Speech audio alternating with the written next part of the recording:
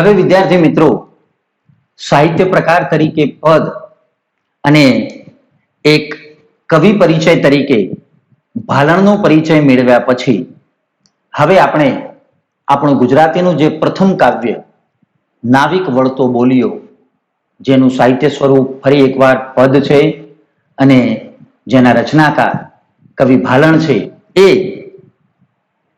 ભાલણે વાલ્મીકી રામાયણમાં કેવટનો જે પ્રસંગ આવે છે, એ કેવટના પ્રસંગ ઉપરથી નાવિક વળતો બોલિયો એ પ્રસંગ અહીં આલેખ્યો છે. આમ તો વિદ્યાર્થી મિત્રો, રામાયણમાં આવતા વિવિધ પ્રસંગો વિશે આપણે જાણીએ છીએ. જ્યારે ઋષિ વિશ્વામિત્ર જંગલમાં રહી હોમ હવન યજ્ઞ આદિ કાર્યોમાં પ્રવૃત્ત હતા અને એ દરમિયાન રાક્ષસોના ત્રાસથી એમના યજ્ઞમાં જે ભંગ પડતો હતો, એ રાક્ષસોને હણવા વિશ્વામિત્ર રાજા દશરથ પાસે આ રાક્ષસોથી બચવા માટે સહાયતા માંગવા જાય છે અને એની સહાયતા માટે રામ અને લક્ષ્મણને પોતાની સાથે લઈ જવાની વિનંતી કરે છે. રામ પોતે ભગવાનના અવતાર હતા અને ત્યાં વનમાં દુષ્ટોનો રાક્ષસોનો સંહાર કર્યા પછી જ્યારે સીતા સ્વયંવરની વાત આવે છે, કારણ કે એક ઋષિ હોવાના નાતે રાજા જનકે સીતા સ્વયંવરમાં વિશ્વામિત્રને પણ આમંત્રણ હતું, એટલે વિશ્વામિત્ર રામ અને લક્ષ્મણને લઈ અને સીતા સ્વયંવરમાં જવા નીકળે છે. ત્યારે રસ્તામાં એક જૂની પુરાણી ઝૂંપડી અને એની પાસે એક મોટી શિલા, એ શિલાનો જે પ્રસંગ છે એની વાત અહીં વિશ્વામિત્ર શ્રી રામને કઈ સંભળાવે છે કે બહુ પહેલાના સમયમાં ગૌતમ ઋષિ પોતાની પત્ની અહલ્યા સાથે અહીં રહેતા હતા અને એ વખતે અહલ્યા એ સતી સ્ત્રી હતી, પણ અત્યંત સ્વરૂપવાન, અને ઇન્દ્રની દ્રષ્ટિ આ અહલ્યા ઉપર પડી અને કેમે કરીને એને પોતાના વશમાં કરવાની યુક્તિના ભાગરૂપે એકવાર વહેલી પરોળે કૃત્રિમ રીતે કુકડાનો અવાજ કરી ઋષિ પોતાના નિત્યક્રમ પ્રમાણે વહેલા ઉઠી નદીએ સ્નાન કરવા જાય છે અને એ વખતે ઇન્દ્ર ગૌતમ ઋષિનું રૂપ ધારણ કરી અને અહલ્યાને છેતરવાનો પ્રયત્ન કરે છે. અને એવામાં ગૌતમ ઋષિને પોતાની સાથે છળ થયું છે એવું ખબર પડતા એ જેવા પોતાની કુટીર સમક્ષ આવે છે, ત્યારે ઇન્દ્રને પોતાના જ સ્વરૂપમાં જોઈ અત્યંત ક્રોધાવેશમાં અહલ્યા ઉપર આક્ષેપ કરી એણે કરેલા, આમ તો ઈરાદાપૂર્વક અહલ્યાએ કંઈ કર્યું જ નહોતું, આ તો બધું ઇન્દ્રનો પ્રતાપ હતો, અને છતાંય ગૌતમ ઋષિએ આ અહલ્યાને ત્યાં ને ત્યાં શલ્ય રૂપે એટલે કે શિલા સ્વરૂપે, પથ્થર સ્વરૂપે થઈ જાય એવો શ્રાપ ગૌતમ મુનિએ પોતાની પત્ની અહલ્યાને આપ્યો. અહલ્યા પોતાના નિવેદનમાં આજીજી કરતી, કાલાવાલા કરતી, વિનંતી કરતી, કગરી પડી, પોતાની આમાં કોઈ જ ભૂલ ન હોવાની એને વારંવાર વિનંતી કરી, એને ક્ષમા યાચના કરી અને આ શ્રાપમાંથી મુક્ત થવા માટે એણે વિનંતી કરી. ત્યારે એ વખતે ગૌતમ ઋષિએ કહેલું કે જ્યારે ભગવાન વિષ્ણુ રામ અવતાર ધારણ કરી અહીંથી પસાર થશે ત્યારે એમની ચરણ રજથી ફરી પાછી તું હતી એવી સ્ત્રી બની જઈશ. એ અહલ્યાનો પ્રસંગ ભગવાન શ્રી રામના ચરણની રજથી એક પથ્થર, એક શિલા જો અહલ્યા રૂપે સ્ત્રી થઈ શકતી હોય, તો અહીં આ નાવિક એ પોતે આમ તો બિચારો અભણ ગમાર, પણ છતાંય ચતુર અને ચાલાકી યુક્તિપૂર્વક ભગવાન શ્રી રામના ચરણની રજ લેવા, ભગવાન શ્રી રામના ચરણ પખાળવાની એની જે યુક્તિ એ બહુ જ અસરકારક રીતે અહીં કવિ ભાલણે વર્ણવી છે. એટલે કેવટ કેવી રીતે પોતાની નાવમાં પોતે બધાને બેસાડશે પણ ભગવાન શ્રી રામને, પ્રભુ શ્રી રામને બેસાડશે નહીં. કેમ? તો એના અનુસંધાનમાં આ અહલ્યા જે પથ્થરમાંથી સ્ત્રી બનેલી એ વાત અહીં કેવટ આમ જાણે કે સાધારણ મનુષ્ય તરીકે સંભળાવી અને કદાચ પોતાની આ જે નાવ છે એ પણ જો ભગવાન શ્રી રામના ચરણની રજથી જો સ્ત્રી બની જાય તો પોતાની આજીવિકા જતી રહે. કારણ કે આ નાવ એ એકમાત્ર એની આજીવિકાનું સાધન હતું અને જો એ પણ સ્ત્રી થઈ જાય તો ઉપરથી ઘેર એક સ્ત્રી તો હતી જ અને બીજી સ્ત્રીનું ભરણ પોષણ કેવી રીતે કરવું? આવી યુક્તિ, આવી ચાલાકી વાપરી અને રામને એ બેસાડવાની ના પાડે છે. પણ વિશ્વામિત્ર વચ્ચેનો માર્ગ કાઢતા કેવટને સમજાવે છે કે ભાઈ જો એમ હોય કે ભાઈ ભગવાન શ્રી રામના ચરણની રજ તારી નાવમાં ન પાડવા હોય તો ગંગાજળ છે એનાથી તું ભગવાનના ચરણ પખાળી લે, એમના પગ ધોઈ નાખ, એટલે એમના પગની ધૂળ જતી રહેશે અને તારી નાવ સ્ત્રી નહીં બની જાય. આવી યુક્તિ વાપરી અને સાવ અબૂધ એવો આ કેવટ કેવી રીતે ભગવાનના ચરણ ધોવાનો કે જે અશરણના શરણ, નિરાધારના આધાર છે એવા પ્રભુની ભક્તિ પામવાનો જે ઉપાય અહીં કેવટે આદર્યો એની બહુ જ સરસ વાત કવિ ભાલણે નાવિક વળતો બોલ્યો કાવ્યમાં કરી છે. વિદ્યાર્થી મિત્રો, આપણે વિગતવાર હવે કાવ્યની ચર્ચા કરીશું. તો હવે વિદ્યાર્થી મિત્રો આપણે કાવ્યનો પરિચય મેળવીએ. કે છે નાવિક વળતો બોલ્યો સાંભળો મારા સ્વામ, સાથ સૌ કે નાવે બેસો નહીં બેસારું રામ. નાવિક વળતો બોલ્યો, અહીં જેવા નદી પાર કરવા માટે કેવટની નાવમાં બેસવાનો બધા વિચાર કરે છે. સાથે રામ છે, લક્ષ્મણ છે, સીતાજી છે, ઋષિ વિશ્વામિત્ર છે અને બધાને નાવમાં બેસાડવાની અહીં વાત કરે છે. કે છે નાવિક વળતો બોલ્યો સાંભળો મારા સ્વામ. અહીં નાવિક એટલે કેવટ, ખલાસી, જે નાવ હંકારનાર હોય એ. સાંભળો મારા સ્વામ, સ્વામ એટલે સ્વામી, નાથ.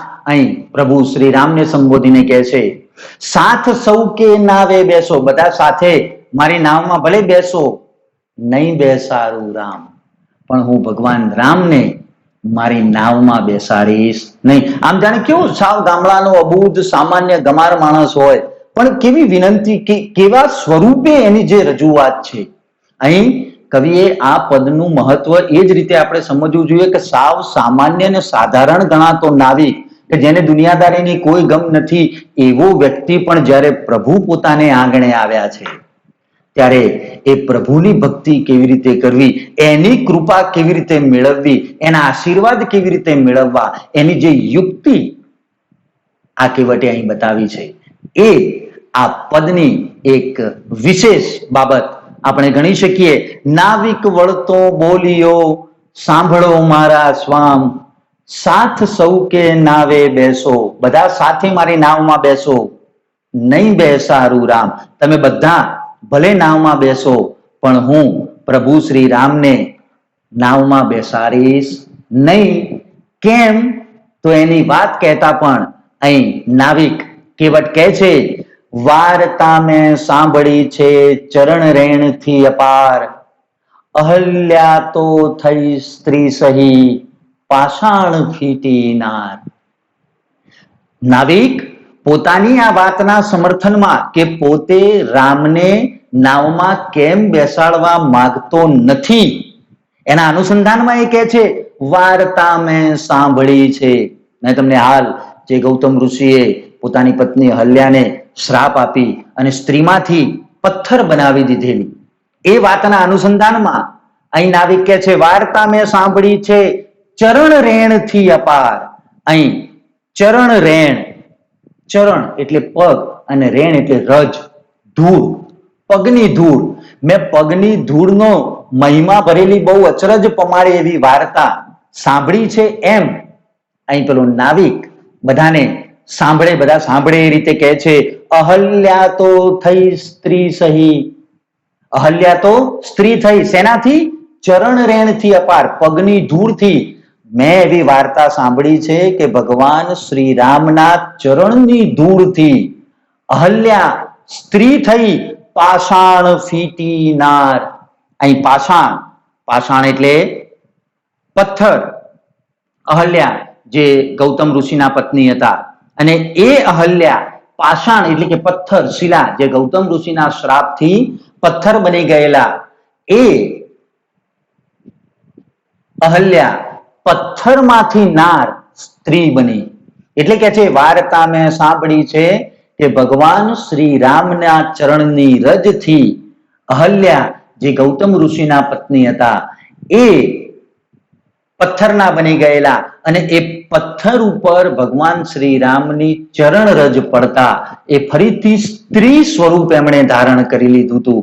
એટલે એ સ્ત્રી સ્વરૂપના સંદર્ભમાં કે છે આ પાષાણ ફીટી નાર. ફીટવું એટલે અહીં મટવું, બનવું, થઈ જવું. પથ્થર સ્ત્રી બની ગઈ એવું મેં સાંભળ્યું. એટલે મેં એવી વાર્તા સાંભળી છે કે પથ્થર પણ ભગવાન રામની ચરણની ધૂળથી સ્ત્રી બની જાય છે, નારી બની જાય છે એવી વાર્તા મેં સાંભળી છે. અને કહે છે આજીવિકા મારી એહ છે જુઓ મન વિવેક સ્ત્રી થાતા વાર ન લાગે કાષ્ઠ પાષાણ એક. પોતાની બુદ્ધિ કેવી રીતે એ લડાવે છે અને પોતાની બુદ્ધિ લગાવી એ ભગવાન રામના ચરણને પખાળવાની જે પોતાની અંદરની અભિલાષા છે એ અભિલાષા પાર પાડવા એ આ વાત કરે છે કે મેં આવી વાર્તા સાંભળી છે કે પથ્થરમાંથી પણ સ્ત્રી બની જાય છે. આજીવિકા મારી એ છે અને આ નાવ એ તો મારી આજીવિકા છે, મારી રોજગારીનું સાધન છે. એના ઉપર જ મારા અને મારા કુટુંબનો જીવન નિર્વાહ ચાલે છે. જુઓ મન વિવેક એટલે તમે વિવેકપૂર્વક, બુદ્ધિપૂર્વક વિચારો કે આ એક જ મારી આજીવિકાનું સાધન છે. સ્ત્રી થાતા વાર ન લાગે. અને જેમ પથ્થર સ્ત્રી થઈ જાય તો મારી નાવ પણ કે છે સ્ત્રી થાતા વાર ન લાગે કાષ્ઠ પાષાણ એક. અહીં આજીવિકા એટલે ભરણ પોષણ કે ગુજરાન ચલાવવું અને કાષ્ઠ એટલે લાકડું અને પાષાણ એટલે પથ્થર. કે છે કાષ્ઠ પાષાણ એક. લાકડું અને પથ્થર બંને એક જ કહેવાય. એટલે જો પથ્થર ભગવાન શ્રી રામની ચરણની રજથી સ્ત્રી બની જતી હોય તો પથ્થર અને લાકડું બંને સમાન કહેવાય. જો મારી નાવ એ સ્ત્રી બની જાય તો મારી આજીવિકા ભાગી જાય. મારું ગુજરાન હું કેવી રીતે ચલાવું, મારું અને મારા પરિવારનું હું ભરણ પોષણ કેવી રીતે કરું. આજીવિકા ભાગે મારી આગે એક સ્ત્રી છે ઘેર બે મળીને શું જમે હું શી કરું તા પેર. આજીવિકા ભાગે મારી, મારી આજીવિકા ભાગી જાય. અહીં પ્રશ્ન પરીક્ષામાં પૂછાય કે કેવટના મનમાં કયો પ્રસંગ આવ્યો, કેવટે કઈ વાર્તા સાંભળી છે એમ કહ્યું તો ગૌતમ ઋષિ અને અહલ્યાવાળી વાત એમાં મૂકવી પડે. કેવટે પથ્થર અને લાકડું આ બંનેને સમાન ગણાવી એમ કે જો મારી નાવ સ્ત્રી બની જાય તો મારી આજીવિકાનું સાધન શું? આજીવિકા ભાગે મારી આગે એક સ્ત્રી છે ઘેર. અને એક સ્ત્રી ઓલરેડી પોતાની પત્ની એ તો ઘેર છે જ. બે મળીને શું જમે એટલે અહીં તમે જુઓ કે પોતાના મનમાં જે પ્રશ્ન હતો, અહીં એવો પણ પરીક્ષામાં પ્રશ્ન પૂછી શકાય કે નાવિકના મનમાં શું પ્રશ્ન જાગે છે. તો તો નાવિકના મનમાં પ્રશ્ન છે કે મારી આ આજીવિકા, મારી આ નાવ એ જો ભગવાન શ્રી રામની ચરણની રજથી સ્ત્રી થઈ જાય તો એક તો પોતાની આજીવિકા જતી રહે, આગે એક સ્ત્રી છે ઘેર, એક તો ઓલરેડી પોતાની પત્ની ઘેર છે, બે મળીને શું જમે? મનમાં પ્રશ્ન હતો કે એકને માંડ માંડ પોતાનું ગુજરાન ચલાવી અને એનું ભરણ પોષણ કરે છે, તો બે મળીને એકના બદલે બે ભેગી થાય તો શું થાય? હું સી કરું તા પેર, હું સી કરું તા પેર. અહીં પેર એટલે વ્યવસ્થા, તજવીજ, એમના જમવાની, આજીવિકાની, ભરણ પોષણની એ કઈ જવાબદારી કેવી રીતે નિભાવે?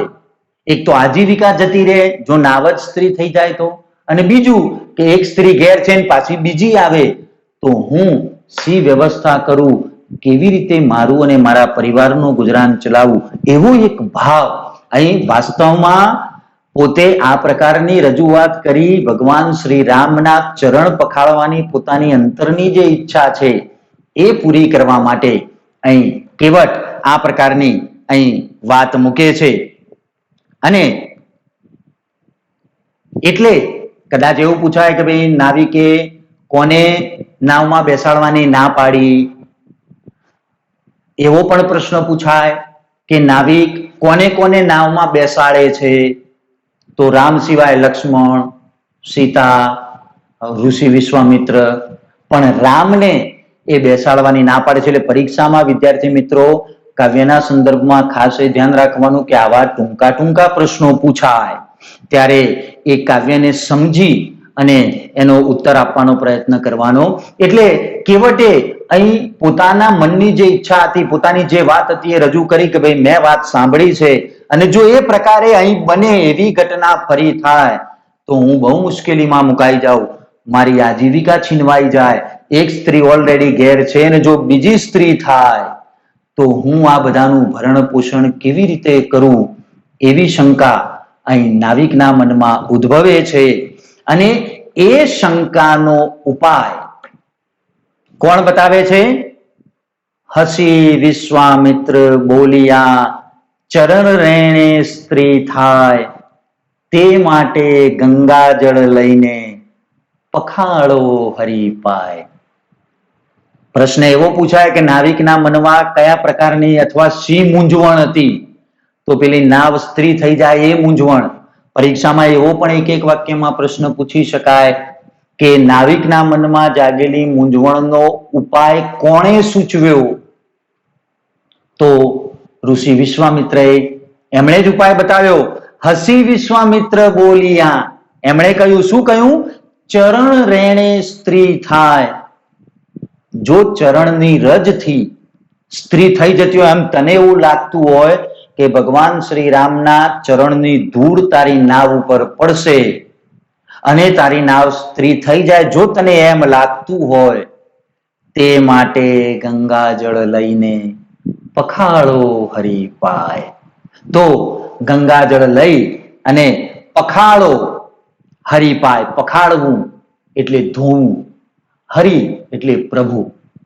જો એવું લાગતું હોય કે ભગવાનના ચરણની ધૂળથી તારી નાવ સ્ત્રી બની જાય એવો તને મનમાં વહેમ હોય, એવી શંકા હોય, તો એ શંકાનું નિવારણ આ છે. વિશ્વામિત્ર પણ હસીને બોલ્યા.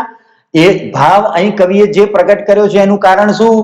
કે વિશ્વામિત્ર ઊંડે ઊંડે પણ નાવિકના મનની વાત કળી ગયેલા, જાણી ગયેલા કે આ પ્રકારે રજૂઆત કરી અને વાસ્તવમાં આ કેવટ ભગવાનનું શરણ ઈચ્છે છે. અને એટલે જ એમણે આ ઉપાય સૂચવ્યો કે ભાઈ જો તને એમ લાગતું હોય કે ચરણની રજથી, ભગવાન શ્રી રામના પગની ધૂળથી તારી નાવ જો સ્ત્રી બની જતી હોય એવું તને લાગતું હોય તો એનો એક સરળ ઉપાય છે કે ગંગાનું જળ છે એ જળથી પખાળો હરી પાય. પ્રભુ શ્રી રામના ચરણ ધોઈ નાખ એટલે તારા મનનું સમાધાન પણ થઈ જાય અને રામ સરળતાથી તારી નાવમાં બેસી અને સામેના કિનારે સુધી પહોંચી જાય. એટલે પખાળવું એટલે ધોવું અને પાય એટલે પગ. વિદ્યાર્થી મિત્રો, અહીં ક્યારેક વચ્ચે વચ્ચે શબ્દોના અર્થને એટલે મૂક્યું છે કે સમાનાર્થી શબ્દોમાં કે એમાં આવા શબ્દો જ્યારે પૂછાય, શબ્દ સમૂહ પૂછાય તો તમને એની પણ જાણકારી મળે, એટલે સાથે સાથે એની પણ નોંધ કરતા રહેશો. જેવું વિશ્વામિત્રએ કેવટને, આ નાવિકને ઉપાય બતાવી દીધો એટલે ભગવાન રામ પણ મનમાં હસતા વિચારતા એમ કે ભાઈ નાવિકે જે બુદ્ધિપૂર્વકનો ઉપાય સૂચવ્યો, જે બુદ્ધિપૂર્વકની મૂંઝવણ રજૂ કરી, મૂંઝવણ એક સાવ સામાન્ય ગમાર હોવાની વાત અહીં આપણને લાગે, પણ મનથી પ્રભુ સાક્ષાત જ્યારે પોતાના આંગણે આવ્યા છે ત્યારે એમનું સન્માન થાય, એમની સેવા કરવાની તક મળે, એ તક ઝડપી લેવા નાવિકે આ ભાવ અહીં પ્રગટ કર્યો છે. એટલે કવિની આ એક વિશેષતા છે કે નાવિકના મનનો ભાવ કેટલી સરળતાથી અહીં આપણી સામે મૂક્યો છે.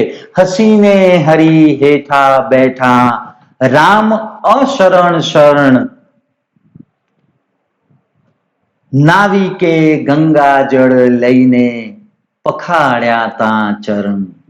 હસી હરીને હેઠા બેઠા, હરિ ભગવાન શ્રી રામ એ પણ વિશ્વામિત્રનો આ ઉપાય જાણી અને હસીને હેઠા એક શિલા ઉપર, પથ્થર ઉપર બેઠા, જેથી નાવિક એ સરળતાથી ગંગાજળ લઈ અને પ્રભુના ચરણને પખાડી શકે. એટલે રામ પણ મનોમન નાવિકની આ યુક્તિને સમજી ગયેલા કે એ બહાને આ અહલ્યા પથ્થરમાંથી સ્ત્રી બની એ વાતને અહીં રજૂ કરી અને નાવિક ભક્તિપૂર્વક, ભાવપૂર્વક પોતાને આંગણે આવેલા પ્રભુનું સન્માન કરવા અને એમની સેવા કરવા ઈચ્છે છે. એ જાણી હસીને હરી હેઠા બેઠા, રામ અશરણ શરણ, ભગવાન શ્રી રામ હસીને હેઠા બેઠા. અહીં તમે જુઓ કવિએ રામને કેવા કયા છે, પરીક્ષામાં આ પ્રશ્ન પણ પૂછાય, કવિએ રામને કેવા કયા છે? અશરણ શરણ એટલે અશરણના શરણરૂપ, અશરણ એટલે જેનો કોઈ આધાર નથી એવા, નિરાધાર એટલે નિરાધારના આધાર એવા ભગવાન શ્રી રામ. પરીક્ષામાં જ્યારે આવો પ્રશ્ન પૂછાય કે કવિએ પ્રભુને કેવા કહ્યા છે, તો અશરણના શરણ, અથવા એમ પણ લખી શકાય કે નિરાધારના આધાર કયા છે, કારણ કે જેનું કોઈ નથી એના પ્રભુ છે. અને એવા અશરણ શરણ, નાવિકે ગંગા જળ લઈ પખાડ્યા તા ચરણ. ચરણ એટલે ચરણ, પગ, અને નાવિકે ભક્તિ ભાવપૂર્વક રામ જ્યારે શિલા ઉપર હસીને હેઠા બેઠા એટલે ગંગાજળથી પૂરા ભાવ સાથે ભક્તિ ભાવપૂર્વક શ્રી રામના ચરણ ધોઈ અને એમના પગને રજથી મુક્ત કરી દીધા, અને એ બાને ભગવાનના ચરણને પખાળવાનું પુણ્ય અહીં નાવિકે મેળવ્યું.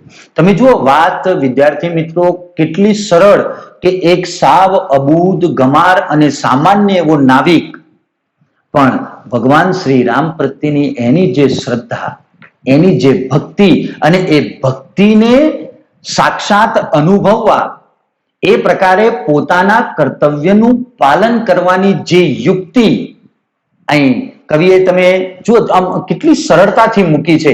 આમ તમે એમને કાવ્ય વાંચી જાઓ તો સરળતાથી એના અર્થને આપણે સમજી જઈએ, પણ એ બાને નાવિકના હૃદયનો જે ભાવ છે, ભક્તિરૂપી ભાવ, ભગવાનની ભક્તિ, ભગવાનના ચરણ પખાડી અને એ પોતાને એના શરણમાં સોંપવાની જે એની અભિલાષા છે, એ અભિલાષા અહીં ખાસ કવિએ વ્યક્ત કરી છે.